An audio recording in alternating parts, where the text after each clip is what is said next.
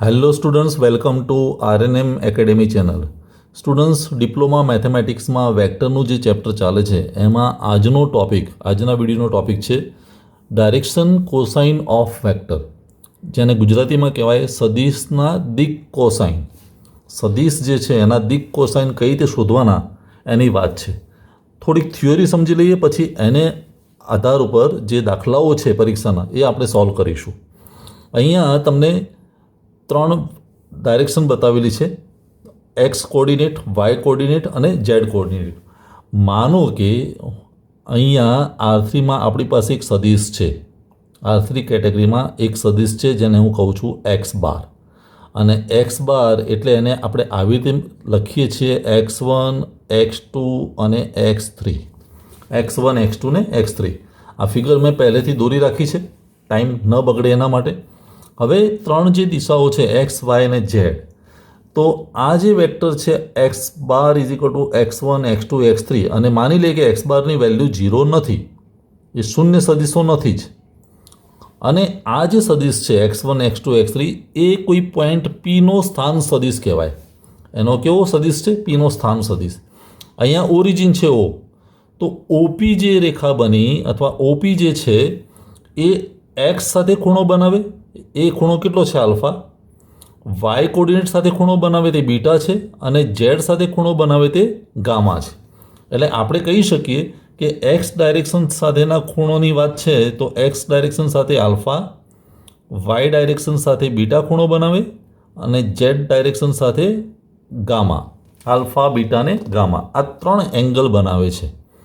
હવે આ 3 એંગલ છે તો એના જે કોસ જે કહેવાય, એટલે કહી શકાય કે કોસ આલ્ફા, કોસ બીટા અને કોસ ગામા, આ જે છે એના દિક કોસાઇન કહેવાય.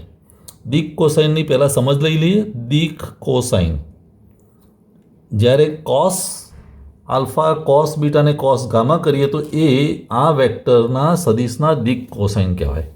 હવે દિક કોસાઇન કઈ રીતે શોધી શકાય એ સમજી લઈએ. હું અહીંયા નીચે જ લખું છું, ફિગર આપણે જરૂર છે એટલા માટે.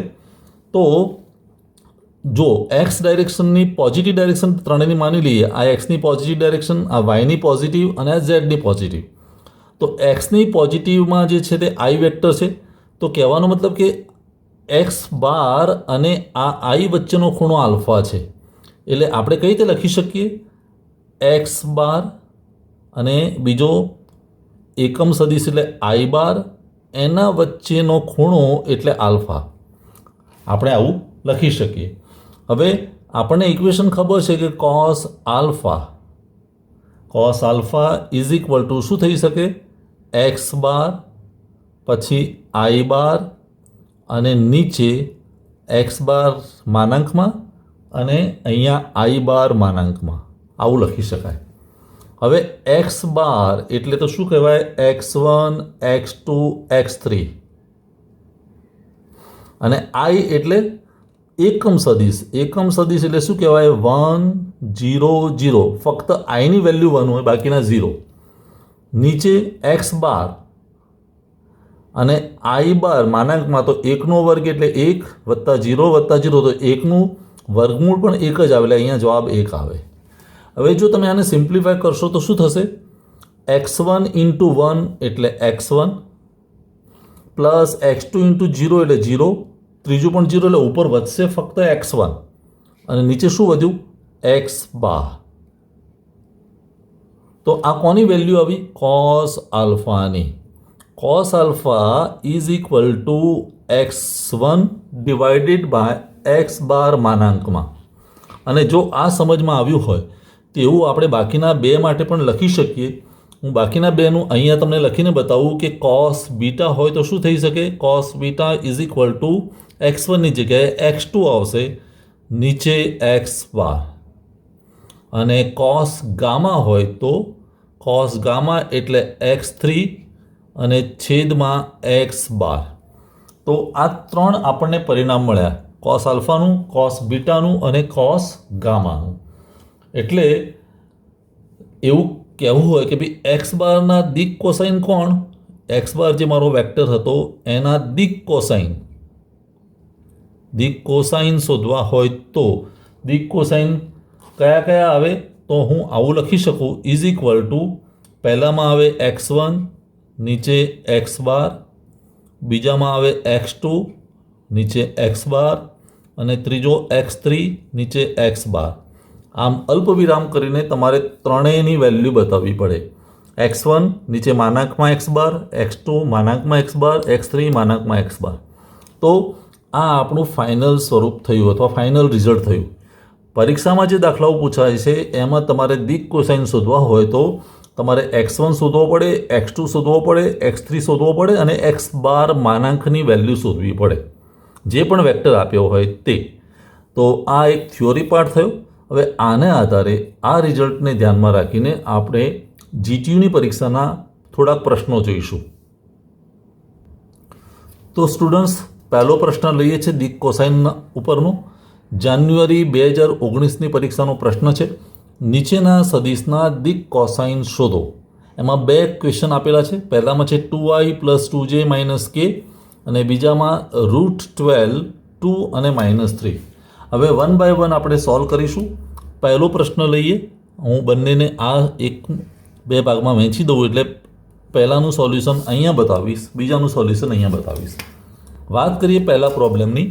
તો અહીંયા મને x બાર આપેલો છે. x bar is equal two 2i bar plus 2j bar minus k બાર આવું આપેલું છે. હવે ઇઝ ઇક્વલ ટુ આપણે શું લખી શકીએ?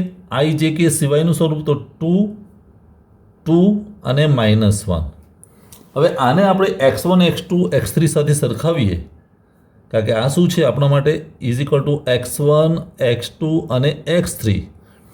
તો કેવું લખી શકાય કે x1 એટલે 2, x2 એટલે પણ 2 અને x3 એટલે -1. એટલે x1 x2 x3ની વેલ્યુ મળી ગઈ. હવે બીજું શું શોધવાનું રહ્યું? x બાર માનાંકમાં. તો x બાર તો શું છે? 2 2 ને 1. તો અહીંયા લખી શકાય 2નો સ્ક્વેર એટલે 4 પ્લસ 2નો સ્ક્વેર એટલે 4 પ્લસ -1નો વર્ગ એટલે 1. તો 4 + 4 + 1 એટલે 9. 9નું સ્ક્વેર રૂટ એટલે 3. તો x બારની વેલ્યુ 3 આવી. તો હવે કહી શકીએ ઉપરના સદિશ જે આપણને આપેલો છે એના દિક કોસાઇન શું થાય? x બારના દિક કોસાઇન. તો શું લખી શકાય? ઇઝ ઇક્વલ ટુ x1 નીચે x બાર, બીજામાં x2 નીચે x બાર અને ત્રીજામાં x3 નીચે x બાર. તો ઇઝ ઇક્વલ ટુ x1 એટલે તો 2 અને નીચે શું છે? 3 x બાર એટલે 2/3, બીજામાં પણ 2/3 અને ત્રીજામાં -1/3. તો આ જે 3 વેલ્યુ મળી એ આના દિક કોસાઇન કહેવાય. 2/3 2/3 અને -1/3. તો એ પહેલા પ્રશ્નનો જવાબ થયો. હવે એવી રીતે બીજા પ્રશ્ન માટે આપણે લઈએ કે x bar is equal two √12 પછી 2 અને -3 આવું આપણને આપેલું છે. તો એનો અર્થ શું થયો કે x1ની વેલ્યુ √12, પહેલો x1 છે, x2ની વેલ્યુ 2 અને x3ની વેલ્યુ -3 આ લખી શકીએ. હવે x બાર માનાંકમાં એની વેલ્યુ શોધવી હોય તો સ્ક્વેર રૂટનો સિમ્બોલ, √12નો સ્ક્વેર એટલે 12 પ્લસ 2નો સ્ક્વેર એટલે 4 પ્લસ -3નો વર્ગ એટલે 9. તો આ કેવું આવ્યું? 12 + 4 16 + 9 એટલે 25. 25નું સ્ક્વેર રૂટ એટલે 5. તો 5 આવે. તો હવે આપણે કહી શકીએ કે x બારના દિક કોસાઇન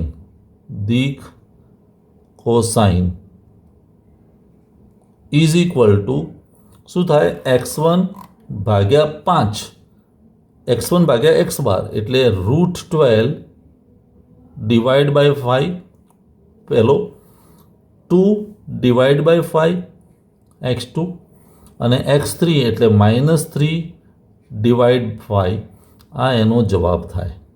તો આ બંને પ્રશ્નોના જવાબ આપણે આ રીતે શોધી શકીએ. તમારે જરૂર પડે x1, x2 અને x3ની અને x બારની માનાંક વેલ્યુ. જો આ શોધી શકો તો તમને દિક કોસાઇન આરામથી મળી જશે ત્રણેય, કોસ આલ્ફા, કોસ બીટા અને કોસ ગામા. સ્ટુડન્ટ્સ ફરી એક પ્રશ્ન લઈએ. જૂન 2019ની પરીક્ષાનો પ્રશ્ન છે.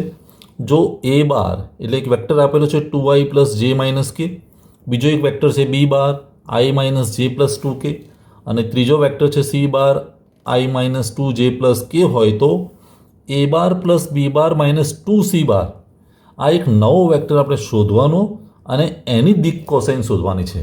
એટલે આ વેક્ટર નહીં, આ વેક્ટર 3ના સહારે નવો વેક્ટર શોધવાનો અને પછી દિક કોસાઇનનું ઇક્વેશન વાપરવાનું. હવે શરૂઆત કરીએ a બાર. તો a બાર શું આપેલું છે? 2i બાર + j બાર - k બાર. હવે આને i j k સિવાયના સ્વરૂપમાં લખીએ તો 2 જેનો સહગુણક એટલે 1 અને -1 આવું લખાય. b બાર જે છે i bar - j bar + 2k bar is equal to આઈનો સહગુણક 1, અહીંયા -1 અને આ 2 અને c bar i bar -2j bar + k બાર એટલે અહીંયા લખી શકાય આઈનો સહગુણક 1, આ -2 અને આ 1. તો આ ત્રણ વેક્ટર લખ્યા. હવે નવો જે શોધવો છે એ કેવો છે?